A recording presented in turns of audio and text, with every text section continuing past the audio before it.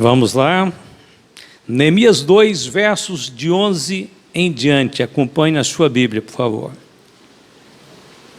E cheguei a Jerusalém e estive ali 3 dias. E de noite me levantei, eu e poucos homens comigo, e não declarei a ninguém o que o meu Deus me pôs no coração para fazer em Jerusalém, e não havia comigo animal algum, senão aquele em que estava montado. E de noite saí pela porta do vale para a banda da fonte do dragão e para a porta do monturo, e contemplei os muros de Jerusalém, que estavam fendidos, e as suas portas que tinham sido consumidas pelo fogo. E passei à porta da fonte e ao viveiro do rei, não havia lugar por onde pudesse passar a cavalgadura que estava debaixo de mim. Então de noite subi pelo ribeiro e contemplei o muro, e voltei e entrei pela porta do vale, e assim voltei. E não souberam os magistrados aonde eu fui, nem o que eu fazia, porque ainda até então nem aos judeus, nem aos nobres, nem aos magistrados, nem aos mais que faziam a obra tinha declarado coisa alguma. Então lhes disse: bem vedes vós a miséria em que estamos, que Jerusalém está assolada e que as suas portas têm sido queimadas. Vinde, pois, e reedifiquemos o muro de Jerusalém, e não estejamos mais em opróbrio. Então lhes declarei como a mão do meu Deus me fora favorável, como também as palavras do rei que ele me tinha dito. Então disseram: levantemo-nos e edifiquemos, e esforçaram as suas mãos para o bem. Até aqui eu quero falar sobre a restauração dos muros e das portas da vida espiritual. Oremos. Querido Deus e Pai, em nome de Jesus, que a Tua palavra possa fluir para os corações dos irmãos que estão aqui perto e aqueles que estão longe, os quais serão alcançados pela Tua palavra. Abençoe a todos de igual maneira, trazendo o Senhor luz, trazendo o Senhor conforto, trazendo desafios e transformações. Oramos em nome de Jesus. Amém. Neemias surge no cenário histórico cerca de 30 anos depois de Ester. Ambos serviram na corte persa. Ester foi rainha. Neemias se tornou copeiro do rei. Ambos se preocupavam com o bem-estar espiritual do povo judeu e com a reconstrução de Jerusalém. Nos dias do rei Artaxerxes, Neemias recebeu notícias do estado calamitoso de Jerusalém. Esdras estava lá em Jerusalém há 13 anos. O templo já havia sido reconstruído, mas os muros ainda estavam derribados e a cidade encontrava-se desolada. Neemias então recebe a autorização do rei e volta e vai a Jerusalém, liderando a terceira e última caravana de judeus que saíam daquele tempo pós-cativeiro e retornava para a terra de Israel. O rei Artaxerxes da Pérsia não apenas permitiu que Neemias voltasse a Jerusalém, fosse a Jerusalém, como também o nomeou governador da cidade e lhe deu autorização para levar madeira para a reconstrução dos muros. Chegando a Jerusalém, Neemias fez uma inspeção cuidadosa, silenciosa, para avaliar o estado das muralhas e viu que só havia ruínas. Então Neemias desafiou o povo que já estava morando e vivendo ali, desafiou aquele povo a trabalhar pela reconstrução daquelas muralhas caídas. E mesmo sob severas oposições externas de governadores locais ali, como por exemplo Sanbalat e Tobias, como bem também as dificuldades internas, porque aquele povo tinha voltado para Jerusalém, já tinha debatido, lutado, feito algumas coisas com poucos resultados e agora estavam cansados e desanimados. Então Neemias pôs a mão à obra, desafiou o povo, animou o povo e começaram e trabalharam. E resumindo, Neemias conseguiu um feito milagroso, só poderia ser a mão de Deus. Depois nós vamos ler um texto que ele reconhece que foi Deus quem fez, mas ele consegue levantar as muralhas de Jerusalém em 52 dias. Quais são as aplicações deste trabalho de Neemias? Que significados tem pensar nos muros de Jerusalém, nas portas de Jerusalém? Bom, primeiro, os muros e as portas eram muito importantes naqueles tempos antigos. Há uma série de aplicações, de significados que podem ser vistos em paralelo com a vida espiritual. Vamos pensar primeiro nos muros, depois a gente fala um pouquinho das portas em separado. Os muros, para que serviam os muros? Primeiro, os muros serviam para separar os de dentro e os de fora. Para estar dentro de uma cidade tinha que passar então pelos muros, pelas portas, e geralmente havia uma inspeção, era cuidadosa a inspeção para proteger, para guardar os moradores da cidade. Então a primeira coisa, separava os de dentro dos de fora. Segundo, protegia. Os muros eram importantes, e olha que Jesus, ele fez menção de coisas assim parecidas. Por exemplo, Jesus disse: a vós vos é dado saber os mistérios do reino de Deus, mas aos que estão de fora, todas essas coisas se dizem por parábolas. Então Jesus tinha uma concepção de pessoas que estavam dentro do reino e pessoas que estavam de fora do reino. Segundo, os muros tinham uma importância tremenda, porque se um exército atacasse uma cidade sem muro, fatalmente ela seria uma presa fácil. Quando tinha muros, torres, portas, então aquela cidade tinha o dobro ou mais de chance de se defender, de escapar de um ataque dos inimigos. Na antiguidade, qualquer cidade que não tivesse muros e portas bem firmados, estavam à mercê dos inimigos. Que representa os muros no caso da igreja, no caso do cristão aqui hoje? Os muros apontam para a doutrina de Cristo. Os muros referem-se à doutrina do Senhor Jesus Cristo. É a doutrina que separa aqueles que são de Deus daqueles que não são de Deus.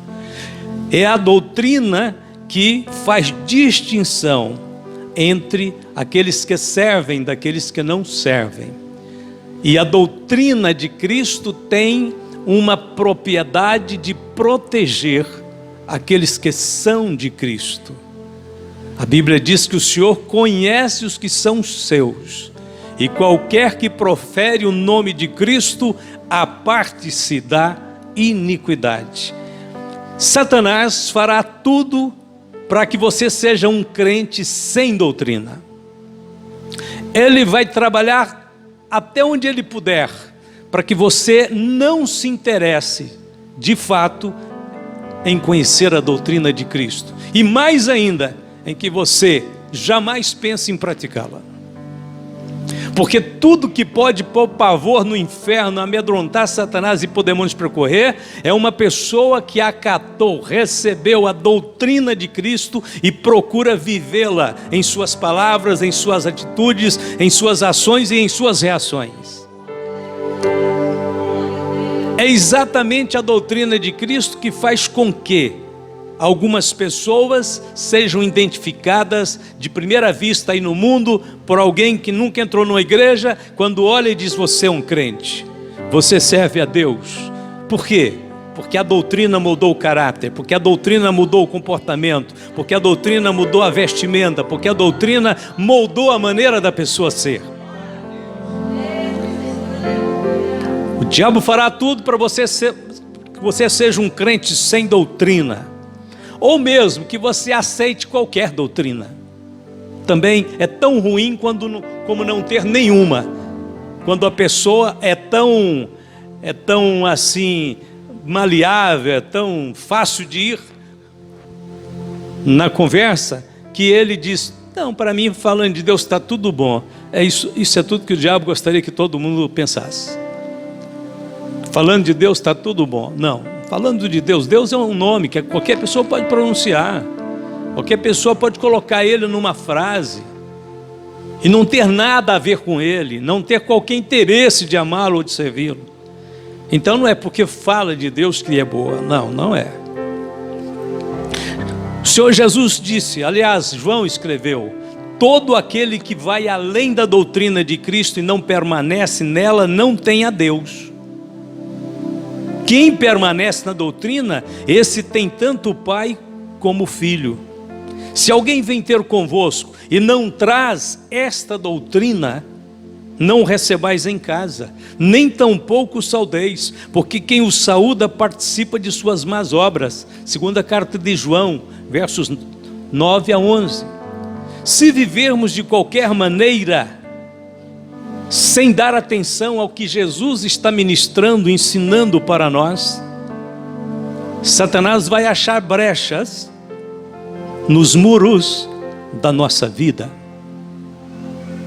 Os muros podem ruir, os muros podem apresentar brechas, buracos, e nós temos que estar sempre atento para ajustar esses muros ao redor da nossa fé, da nossa vida espiritual. Interessante que Esdras já tinha, com Zorobabel, depois Esdras, já tinham reconstruído o templo.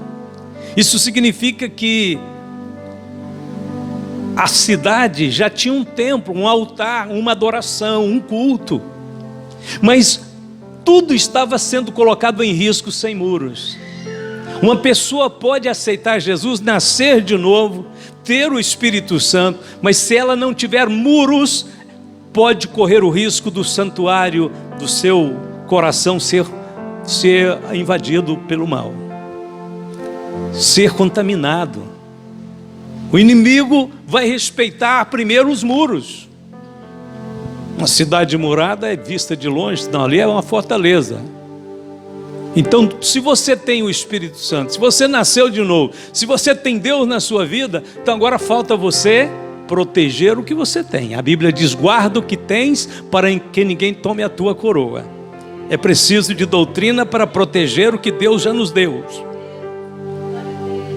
Pedro disse: sede sóbrios, vigiai, porque o diabo, vosso adversário, anda em derredor, bramando como leão, buscando a quem possa tragar. 1 Pedro 5,8.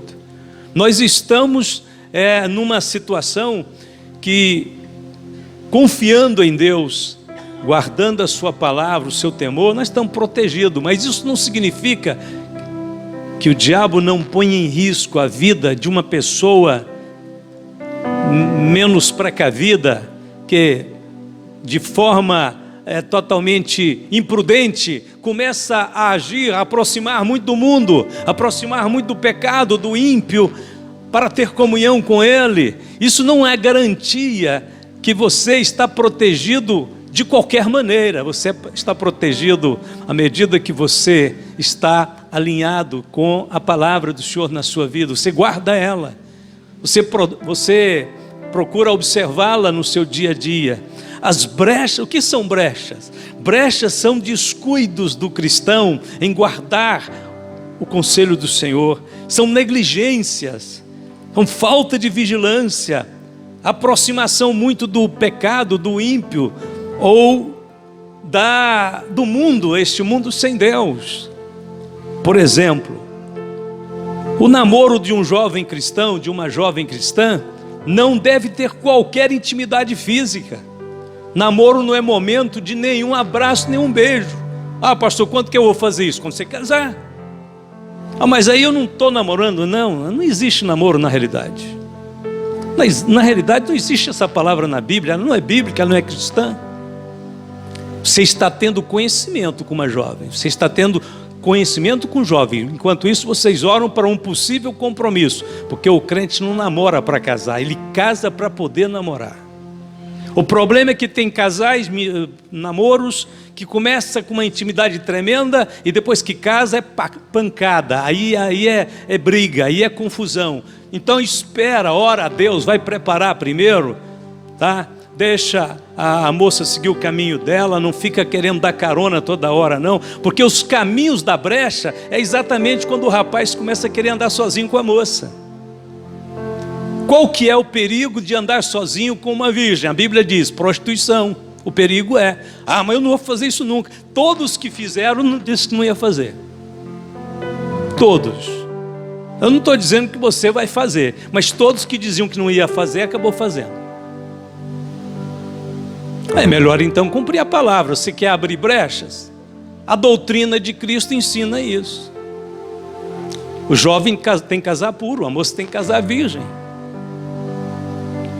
Se extrapolar esses limites, vai ter problemas. Depois tem que orar a Deus, pedir perdão, chorar, buscar a Deus para de alguma maneira reverter esse quadro. Senão o diabo ganha legalidade sobre o seu casamento antes dele acontecer. E aí entra a confusão, e aí entra problemas que vai dar dor na alma, às vezes pro resto da vida. Então uma moça e um rapaz só podem andar junto com a presença dos pais ou na presença de amigos sérios, e ir só para lugares convenientes também, é claro. O que são brechas? Ora, aquele irmão que carrega uma irmã em seu carro sem a presença de sua esposa, abre brechas para a censura.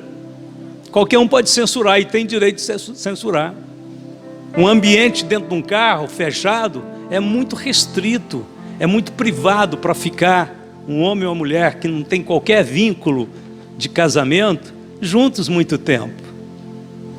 Então qualquer irmão imprudente que carrega uma irmã consigo no carro sem a presença de sua esposa, está abrindo uma brecha para o quê? Primeiro, para censuras que vão sem dúvida sair, e segundo, até para um possível adultério.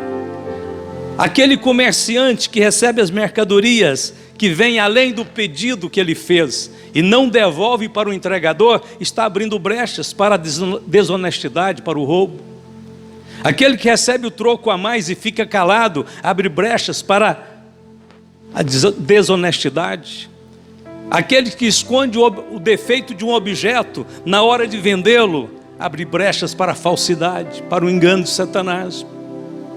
Aquele que mente, aquele que difama, aquele que critica maldosamente, aquele que alimenta o ódio e a vingança de um coração, todas essas pessoas ficarão expostos aos ataques de Satanás. Deus não poderá defendê-los, porque eles deram legalidade para Satanás. Deus não compactua com o pecado.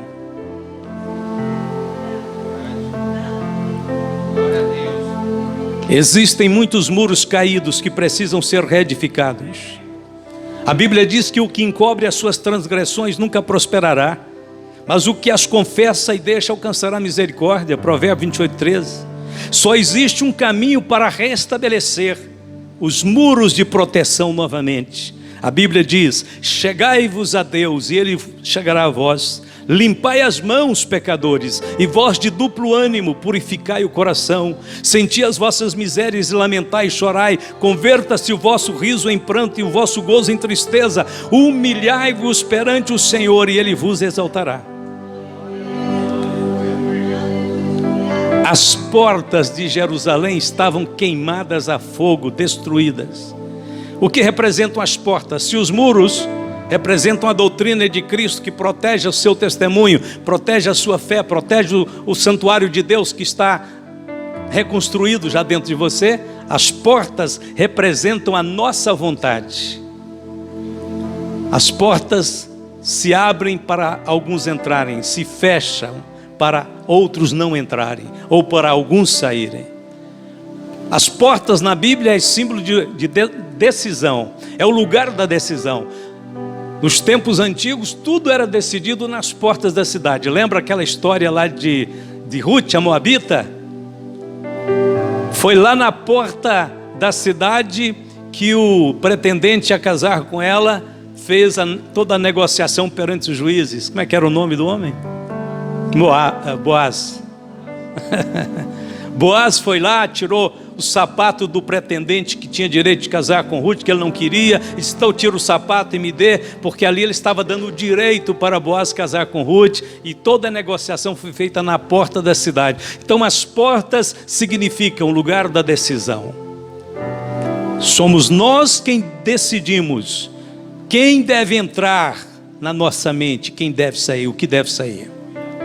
Somos nós que decidimos quem entra na nossa casa e quem não entra, e quem está lá dentro e precisa de sair também. Porém, muitos estão vacilantes e não conseguem tomar decisões e nem cumprir os seus propósitos. São portas caídas que falam da vontade inconstante, enfraquecida. São pessoas que não têm firmeza, nunca sabem o que se deve fazer, não firmam no emprego, nem na igreja, nem no casamento, não leem a Bíblia, não perseveram em oração. Tiago disse: o homem de coração dividido é inconstante em todos os seus caminhos. Se estas pessoas não forem libertas, perderão o crédito, porque daqui a pouco ninguém mais confia, perderão a honra e poderão perder até a própria alma. Muros derrubados, portas queimadas, à mercê dos inimigos, brechas abertas. Antigamente os lenhadores iam cortar uma tora de madeira grande, um tronco, não dava para dar uma machadada aqui e acolá de qualquer maneira. Então eles sabiam onde começava a bater o machado. E quando batia o machado, que a madeira conseguia dar uma folgadinha naquela primeira brecha, eles metiam uma cunha ali. E arrancavam o machado e batia mais na frente. Aquela madeira ia dar mais uma abertura e eles colocavam outra cunha. E não gastava mais do que 2 ou quando muito 3 cunhas.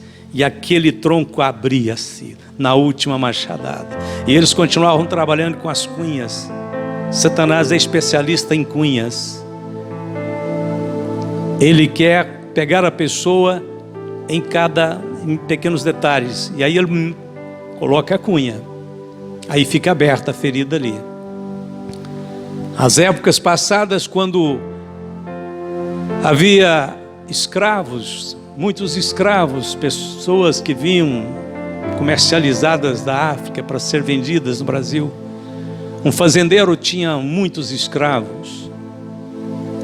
E havia um escravo já idoso, escravo velho, envelhecido.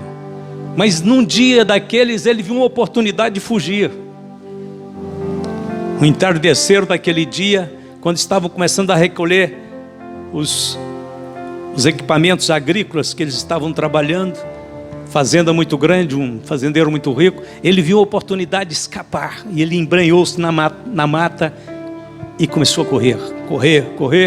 Veio a noite, ele correu a noite inteira, esbarrando em árvores, em busca da liberdade, sofria demais naquela fazenda, e ele conseguiu caminhar a noite inteira até que o dia amanheceu, e o sol saiu forte, e ele começou a pegar o sol da manhã, 9, 10 horas, quando ele achou uma árvore ali muito bonita, muito cansado, ele disse: o escravo velho vai dar uma paradinha, mas não vai sentar. E quando ele parou debaixo da sombra, ele ficou, o sangue foi esfriando, ele disse: o escravo velho vai assentar, mas não vai dormir. Quando ele assentou, veio o sono e ele dormiu. Quando ele acordou, os cães estavam ladrando ao redor dele, e os seus algozes estavam ali com as algemas para levá-lo de volta. Se você já está livre, não para. Se você já foi liberto por Cristo, não fica pelo caminho. Não faça igual o escravo velho, que já estava com a liberdade garantida, já estava longe. Mas foi fatal quando ele disse: escravo velho, para, mas não senta. Aí ele sentou e ele dormiu. Este é o perigo para quem está nessa corrida cristã. Paulo diz, aliás, o escritor aos Hebreus: corramos com paciência a carreira que nos está proposta, olhando para Jesus, autor e consumador da fé. Nós só temos um alvo, só Jesus, só Jesus. É como pregamos lá em Avelinópolis: eles só viam Jesus, senão a Jesus. Não viam mais ninguém senão a Jesus. vamos particularizar, vamos limitar nosso universo de atenções e de distração. Vamos fixar nossos olhos em Cristo, não pare pelo caminho e não desconsidere. O diabo, ele é um inimigo vencido, mas o que ele puder ainda causar dano na vida de alguém, ele vai causar. Nossa luta não é contra a carne e o sangue, mas contra principados e potestades. Não dê legalidade para Satanás. Se cometer algum erro, arrependa-se dele, corra para os pés de Jesus, pede que o Senhor cubra com teu sangue, para limpar, senão o diabo usa aquilo para te condenar, para te atacar, para entrar, causar danos, prejuízos, fazer você sofrer. Não é que Deus para de te amar, não, é questão legal. Quando uma pessoa começa a reincidir em pecado, não tem como Deus impedir que o diabo o ataque. Sabe por quê? Senão o diabo voltaria contra Deus e diria: olha, o senhor agora gosta de pecado, é? O diabo iria jogar isso na cara de Deus. O senhor agora é ministro do pecado, é? Jesus é ministro do pecado? Paulo disse: Jesus não é ministro do pecado. Nós que já fomos libertos do pecado, como permaneceremos nele? Mas vamos agora para a parte mais bonita. Em meio a toda essa destruição, a Jerusalém arrasada, acabada, muros caídos, portas queimadas, quem chega ali em Jerusalém para buscar a reconstrução e a reedificação de tudo aquilo? Neemias. Quem é Neemias? O nome hebraico Neemias significa consolação de Jeová. É o mesmo nome dado ao Espírito Santo no Novo Testamento grego, Paráclito. Jesus disse: eu rogarei ao Pai, Ele vos dará outro Consolador, para que fique convosco para sempre. A palavra Consolador é Paráclito, é Neemias, no hebraico. Neemias chega, e Neemias é um tipo do Espírito Santo, que foi enviado para nos ajudar. Ele veio para nos ajudar, Ele veio para fazer grandes muralhas de proteção ao nosso redor, para te colocar num lugar seguro e forte e firme. O seu trabalho é restaurar as áreas corrompidas da nossa personalidade e da nossa vontade, que foram danificadas pelo pecado. O que o Espírito Santo faz a nosso favor, como Neemias, reconstrutor, reedificador das nossas vidas? Primeiro, o Espírito Santo intercede por nós. Olha a similaridade entre o Espírito Santo e Neemias. E disseram-me: os restantes que não foram levados para o cativeiro lá na província estão em grande miséria e desprezo, e o muro de Jerusalém fendido e as suas portas queimadas a fogo. E sucedeu que, ouvindo eu essas palavras, assentei-me e chorei e lamentei por alguns dias, e estive jejuando e orando perante o Deus dos céus. Neemias, como o Espírito Santo intercede por nós. Quando Neemias ficou sabendo que Jerusalém estava destruída, ele chorou, ele clamou. A Bíblia diz que o Espírito geme por nós com gemidos inexprimíveis. O Espírito Santo está preocupado com sua vida espiritual. O Espírito Santo está preocupado com brechas que podem existir, com lugares onde o diabo pode querer penetrar para causar danos. Talvez ele não te roube a salvação, mas ele te rouba a alegria, ele te rouba a paz, ele te rouba o direito de ser um crente cheio do Espírito Santo. É isso.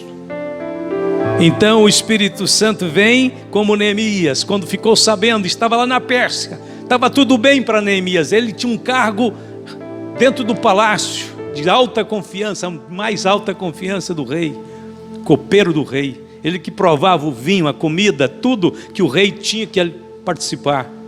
Então ele era de alta confiança. Mas quando ele ficou sabendo, a Bíblia diz que ele chorou, ele jejuou, ele orou. Quando o rei descobriu que ele estava triste, perguntou: por que você está triste? Ele disse: meus irmãos padecem lá em Jerusalém. E o rei, quando viu que ele realmente estava profundamente preocupado com aquela situação, o rei permitiu que ele fosse para Jerusalém. Segundo, o Espírito Santo, assim como Neemias, quando chega na nossa vida, a primeira coisa que ele faz é avaliar a nossa situação espiritual. E de noite saí pela porta do vale para a banda da fonte do dragão e para a porta do monturo, e contemplei os muros de Jerusalém que estavam fendidos e suas portas que tinham sido consumidas pelo fogo. Neemias chegou e não foi descansar. Ele passou 3 noites. Toda noite ele montava em seu cavalo e ele percorria todo o perímetro dos muros de Jerusalém. E ele ficava o tempo todo pensando: Senhor, isso aqui já foi uma grande muralha, linda cidade, a cidade do Deus vivo, a cidade do grande rei, a cidade milenar, Jerusalém, a cidade da paz, da justiça. E ele foi orando e olhando e vendo os escombros e a destruição. Toda noite ele montava no seu cavalo e saía, não contava para ninguém. O Espírito Santo está sondando os corações. O Espírito Santo conhece a nossa mente, conhece a nossa luta, conhece as nossas batalhas. O Espírito Santo não te deixa sozinho, o Espírito Santo não te abandona. O Espírito Santo quer que você clame a Ele, o Espírito Santo quer que você confie nele. O Espírito Santo quer que você convide a Ele para entrar na sua vida, na sua história. O Espírito Santo veio para nos ajudar. Neemias não saiu da Pérsia para fazer nenhum turismo. Ele saiu para trabalhar, para tirar o povo da miséria. Terceiro, assim como Neemias, o Espírito Santo nos convoca para trabalharmos com Ele. Então lhes disse: bem vedes vós a miséria em que estamos, que Jerusalém está assolada e que as suas portas têm sido queimadas. Vinde, pois, e reedifiquemos o muro de Jerusalém, e não estejamos mais em opróbrio. É isso que o Espírito Santo faz. Ele chega e diz: veja, a sua situação está ruim. Deus não te chamou para viver desse jeito. Você é filho de Deus, você é filho de Deus. O inimigo está ganhando terreno, você está perdendo, o tempo está passando. Jesus disse que veio te dar vida e vida abundante. Você está vivendo na miséria, você está vivendo uma vida de cachorro. Essa não é a vida, esse não é um testemunho que Deus espera de você. Um crente vivendo nessa condição é um mau testemunho, é ruim para o reino de Deus, é ruim para você, é ruim para a sua família. Jesus quer te tirar desse estado doentio, te levar às alturas, te dar uma posição de honra, de glória. O Senhor te enche, o Senhor te fortalece. E então ele, Neemias, como um símbolo, um tipo do Espírito Santo, diz: vocês viram, vocês estão percebendo a situação miserável? Mas porém não precisamos de continuar assim. Vinde, pois, e reedifiquemos o muro de Jerusalém, e não estejamos mais em opróbrio. Crente não foi chamado para viver na vergonha, numa vida medíocre. Crente não foi chamado, não foi salvo para viver da escória, lá no canto. Crentes foram chamados para brilhar como uma cidade edificada sobre um monte, para dar luz a todos na casa, para ser colocado velador, para estar num lugar de destaque, não para a glória dele, mas para a glória do Deus que ele serve. Falsa humildade é uma coisa e humildade é outra. Essa falsa humildade da pessoa falar que eu sou muito humilde, eu sou muito pobre, eu sou muito necessitado, eu sou muito isso, porque eu sou crente, é um testemunho mau. A humildade, a prosperidade não precisa de excluir a humildade. É possível ser próspero, é possível viver uma vida digna e ser humilde da mesma forma. E dizer que é Jesus que é honrado na sua vida. Neemias não trabalha sozinho, o Espírito Santo também não trabalha sozinho. Não quer dizer que o Espírito Santo vai fazer para você se você está com o braço cruzado, mas se você estiver disposto a atender a chamada do Espírito Santo, que diz: vinde e reconstruamos as muralhas, vamos levantar tudo que está caído, e você disser: sim, Espírito Santo, eu vou cooperar, eu vou trabalhar junto com o Senhor, eu vou seguir as tuas recomendações, eu vou fazer tudo o que o Senhor está me ensinando, e nós vamos trabalhar juntos. Então é isso que Neemias faz: vinde e reedifiquemos. Eu louvo muito a Deus viu? Porque a gente não é nenhum robô, nós não somos automatizados, nós somos seres humanos. O Senhor tem que alcançar nosso coração, tem que tocar na nossa alma. A gente precisa sentir, a gente precisa ser tocado, a gente precisa ter uma visão, tem que nascer um sonho dentro da gente, tem que nascer um projeto, e isso tudo o Espírito Santo veio para fazer. E quando Ele consegue alcançar a gente, tomar a gente de sobressalto, porque isso tem que acontecer assim. Às vezes você vem para a igreja pensando que vai ser o mesmo culto, a mesma mensagem, e de repente você para estatelado e diz: o que é que o Senhor está falando, Senhor? Eu estou acordando de um sono de negligência. Eu vou me levantar, eu vou ser um crente fiel, eu vou ser cheio do Espírito Santo. Da agora em diante eu vou ler minha Bíblia, da agora em diante eu vou amar o Senhor de uma forma nova, eu vou pregar para os meus amigos, eu vou deixar claro para todo mundo que eu sou crente em Jesus Cristo. Deus te toma de sobressalto e a sua vida muda, e a sua história muda. E se a sua história mudar, o seu exemplo, o seu testemunho vai mudar a história de muita gente também. Quarto, o Espírito Santo, como Neemias, usa o material já existente e acrescenta novos materiais na reconstrução. Neemias, enquanto ele fazia aquela inspeção silenciosa, oculta, à noite, ele avaliava, olhando as pedras que serviram para o primeiro muro, estavam caídas, cobertas de lixo, de mato. Ele pensava: tudo isso pode ser reaproveitado. Nós vamos ter que trazer mais coisas de fora, mas tudo isso aqui pode ser reaproveitado. A gente recompõe, a gente alinha, a gente aproveita tudo e vai ficar bonito. O Espírito Santo também é assim. O Espírito Santo não quer acabar com sua personalidade, sua maneira de ser. Você às vezes é uma pessoa alegre, feliz, gosta de sorrir, de brincar. Não, isso não acaba não. Não precisa deixar de ser alegre, feliz, se ser cheio do Espírito Santo, não. É só tirar a malícia, só tirar aquilo que diz respeito ao mundo e deixar aquilo que é de Deus. Seja um crente alegre, feliz, comunicativo. Deus quer aproveitar esses elementos da sua personalidade. Outro é mais reflexivo, outro é mais voltado, né, para aquilo que é mais detalhista. Então a pessoa mais sóbria, não importa, é desse jeito que Deus quer te usar. São os elementos da sua personalidade, são as pedras naturais da sua própria natureza e caráter e personalidade. Deus então vai pegar, o Espírito Santo vai pegar isso tudo e vai dizer: esse serve para mim, esse aqui é um bom evangelista, essa mulher aqui é uma boa professora, desse jeito que ela se comporta, que ela é. Esse aqui é um pastor. Não, esse aqui eu vou levantar ele para ser um pastor, porque é ético demais, é muito gentil, muito educado, é pastor, esse é pastor. Ah não, aquele é evangelista, ele gosta de dar uns pulos e brincar e divertir. Eu vou encher do Espírito Santo para ele pregar com fogo, para ele correr no púlpito, para ele fazer o povo ficar animado. Deus, Espírito Santo, usa a personalidade que Deus te deu. Essa identidade é sua, é única em todo o universo e será única para toda a eternidade. Você sempre será esta pessoa. Claro, na glorificação você fica livre das imperfeições, das limitações, e então tudo que é bom em você potencializa-se, se torna glorificado.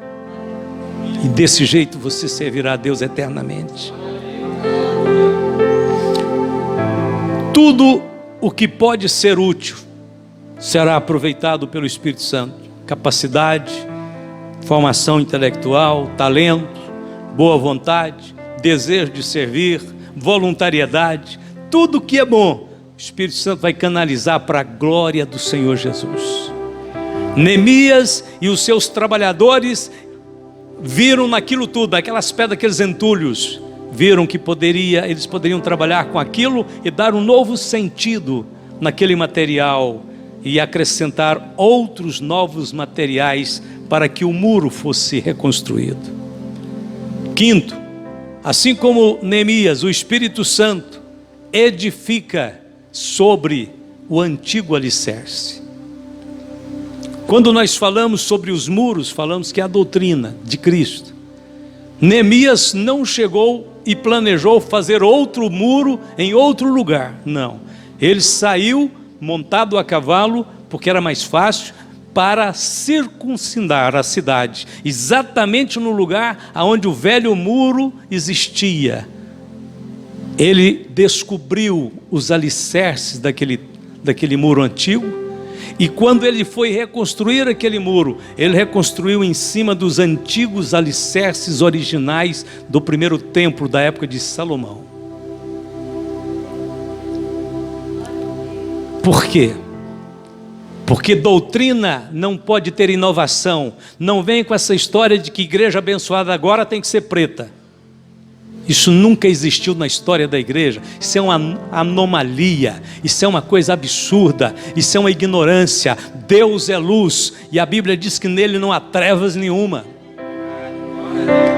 Mas assim é mais espiritual. Espiritualidade nascida de tinta, de cor de tinta. A espiritualidade verdadeira nasce da presença e do poder de Deus na nossa vida. Você pode estar num sol escaldante como numa noite escura, se o Espírito Santo estiver na sua alma, tudo será brilhante como o sol. Que história é essa, esse modismo? É G12, é não sei mais o que, é encontrão, é encontrinho, é não sei o que, é isso e aquilo, vai passando, mas na realidade a doutrina de Jesus Cristo não muda, é só uma. Não precisa de acrescentar nada a ela.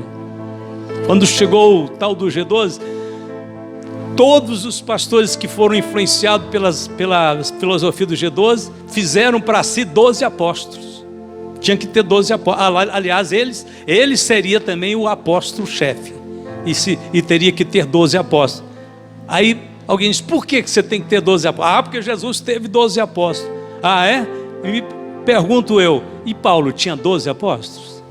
Então Paulo também estava errado porque não seguiu a regra de apóstolos? Que Jesus não pôs isso como regra. Só houve 12 apóstolos na história da igreja inteira. Só houve um grupo de 12. Nunca mais vai repetir aquele grupo daqueles 12. Eles são únicos e absolutos. Tanto é que o nome deles estão lá na Nova Jerusalém. Não tem jeito de criar outro. Não, mas o senhor tem que ser o apóstolo-chefe aí agora e ter 12 apóstolos. Porque Jesus tinha 12 apóstolos. Paulo não tinha, Pedro não tinha, João não tinha, nenhum dos apóstolos teve outro grupo de 12 apóstolos. Mas alguém chega e diz, revelação. Isso é modismo. A Bíblia diz, e perseveravam na doutrina dos apóstolos, na comunhão e no partir do pão e nas orações. Qual é a doutrina de Cristo? A doutrina de Cristo é aquela que se encontra na palavra de Deus. Se não está na Bíblia, é invenção dos homens. Sabemos que as portas de Jerusalém foram restauradas, os muros foram restaurados no seu devido lugar, como era antigamente. Por isso o escritor diz, lembrai-vos dos vossos pastores que vos falaram a palavra de Deus, a fé dos quais imitai, atentando para a sua maneira de viver. Jesus Cristo é o mesmo ontem, hoje e eternamente. Não vos deixeis levar em redor por doutrinhas, porque bom é que o coração se fortifique com graça, e não com manjares, que de nada aproveitaram aos que a eles se entregaram. Hebreus 13, 7-9. E para terminar, a vitória de Deus na vida sua, na minha vida, na vida dos irmãos inteiros, do mundo inteiro, a igreja do Senhor na terra, a vitória de Deus na vida nossa, é a fúria e o desespero de Satanás. Quando a gente vai descobrindo isso e voltando para o centro, para o lugar que Deus realmente quer que a gente esteja, o diabo entra em pânico, em desespero, porque tudo que ele queria era nos afastar desta base, desse alicerce removível que já foi estabelecido, e ninguém pode pôr outro fundamento a não ser o que já está posto, que é Cristo. E Paulo disse ainda, veja como cada um edifica sobre ele.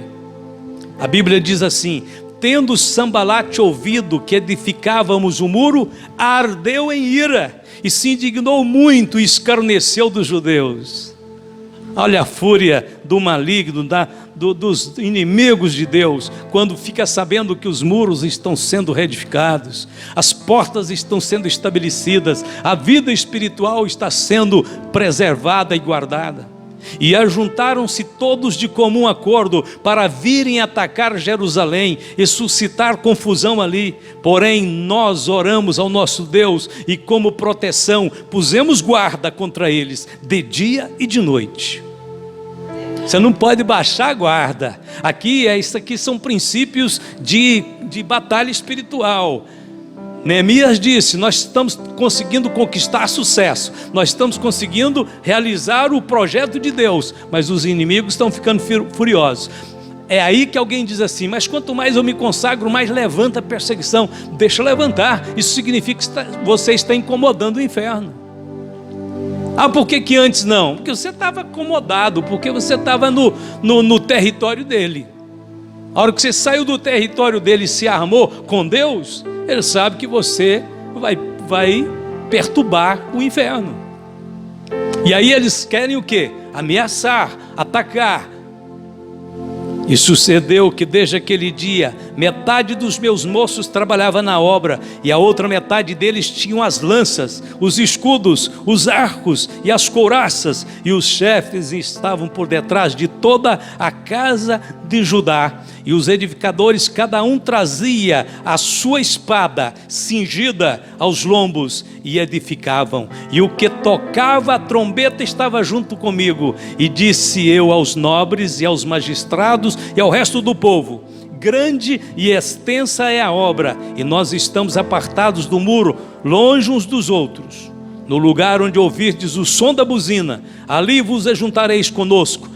O nosso Deus pelejará por nós. Neemias sabia que Deus entrava na batalha, mas Neemias não largava da espada dele também não.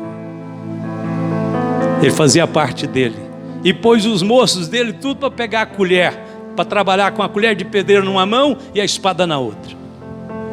Crente tem que ser prudente, crente tem que estar armado no espírito. É claro que isso aqui é aplicado hoje. Nossas armas são espirituais e poderosas em Deus.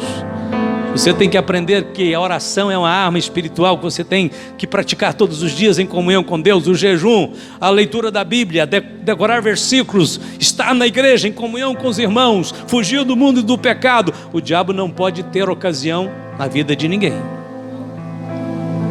E ele vai ameaçar, mas só ameaçar.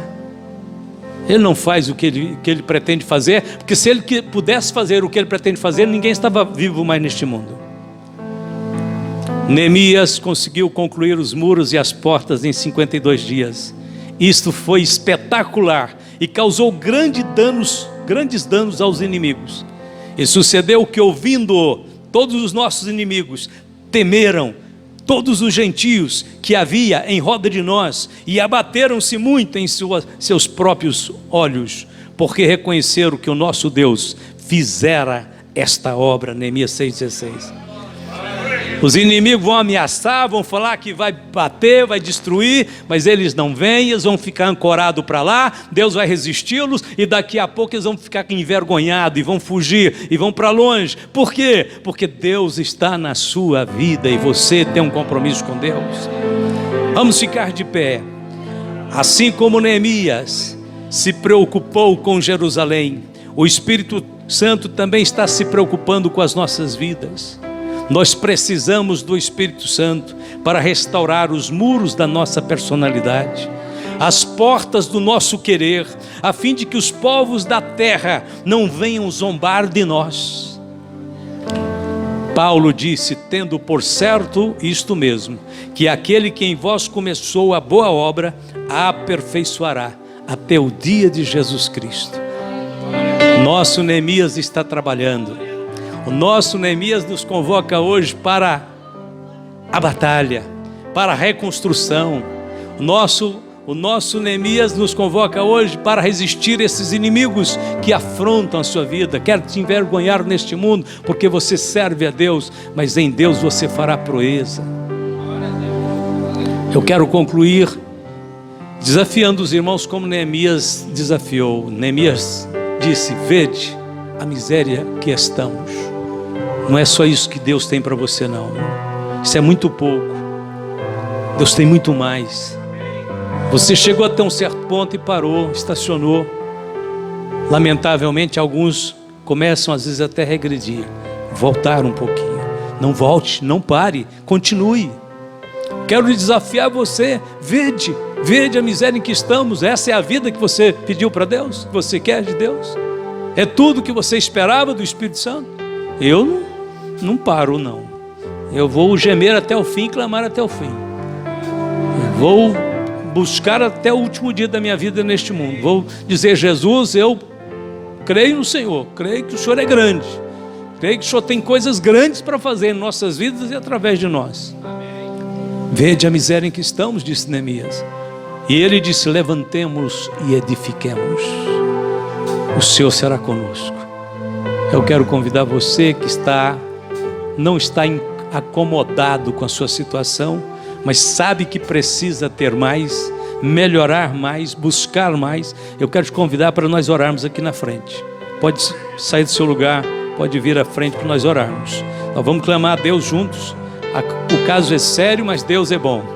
O Senhor, quando Ele desafia a gente, é porque Ele tem coisa grande aí pela frente. É porque Ele já está preparando algo que vai mexer com esse mundo, vai mexer com essa cidade, vai mexer com as pessoas. E você será o instrumento de Deus para isso.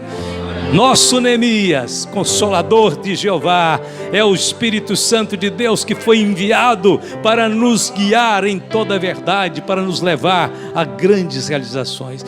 Queridos obreiros, está tão lindo vocês aqui em cima, mas lá embaixo é bem mais bonito, orando por todo mundo. Vou pedir vocês para descerem e nós orarmos juntos. Orarmos daqui, eu vou ficar daqui porque tem muitos obreiros para orar. Cada um vai orar e vem pôr as mãos e vai abençoar esses irmãos e vai clamar junto. Deixa Deus te usar na oração. A hora que você começar a orar, Deus vai te dar a palavra, vai te dar a palavra de intercessão para a vida de cada irmão. Continua indo ali para o canto, tem muito obreiro, para todo mundo receber a oração de uma vez só. Glória a Deus. Vamos clamar, vamos orar agora. Vamos fechar os olhos, queridos irmãos. Comece a dizer: Deus, eu preciso de Ti. Senhor, eu preciso da Tua intervenção milagrosa. Eu quero que o Senhor toque hoje na minha vida. Eu quero sair daqui cheio do Teu Espírito Santo. Querido Pai Celestial, em nome de Jesus, unge as mãos de todos os obreiros agora nessa imposição, nessa ministração do Espírito de Deus. Vivifica, Senhor, irmãos e irmãs que pela Tua presença, pelo Teu amor, pela Tua misericórdia estão aqui nesta noite, buscando a Tua face, clamando a Ti, crendo no milagre do Senhor. Abençoe, Senhor, o coração, abençoe a alma, abençoe a alegria, a paz, ministra o poder da Tua presença. Faz cair por terra agora, Senhor, a fraqueza, a debilidade. Sai todo o mal em nome de Jesus. Nós resistimos o inimigo. Satanás, vai embora. O sangue de Jesus tem poder. Sai do caminho deste irmão, sai do caminho dessa irmã, vai para longe deste servo de Deus. Senhor, te repreenda. Corta o mal agora, Senhor. Tu és aquele que corta o arco e a lança e queima os carros no fogo. Senhor, aquele que peleja pelo seu povo aqui na terra. Em nome de Jesus nós clamamos, e a oferta da vida destes irmãos na tua casa, Senhor, agora está sobre o teu altar. Recebe esta oferta, recebe essa dedicação, recebe, Senhor, esta rendição na tua presença. Nós oramos a Ti, Pai, abençoamos a cada irmão. Sai doenças também, repreendemos as enfermidades, vai embora toda doença, sai deste corpo, vivifica agora, Jesus, vivifica a saúde, vivifica, Senhor, agora, dá forças, dá renovação espiritual para a Tua igreja, em nome do Senhor Jesus. Nós estamos usando esta autoridade deste nome poderoso, que é sobre todo nome, para que nenhum mal, Senhor, prevaleça, mas o nome de Jesus resplandeça na vida dos que creem, daqueles que buscam a Tua face para o bem, em nome de Jesus, em nome do Senhor Jesus. Vai operando a grandeza da Sua misericórdia, Pai, vai ministrando com poder no coração, no homem interior, corroborando, Senhor, fortalecendo. Glória a Deus, glória a Deus. Maior é aquele que peleja, maior é aquele que age, aquele que movimenta em nossas vidas. Nós entregamos em Tuas mãos, Senhor. Nós cremos que algo grande, algo poderoso do Senhor está sendo derramado na vida de cada um. Oramos, Pai, oramos e agradecemos, oramos e adoramos e louvamos, em nome de Jesus, em nome de Jesus. Glória a Deus, glória a Deus. Continue falando com Deus, continue orando e vamos cantar ao Senhor. Glória a Deus, glória a Deus.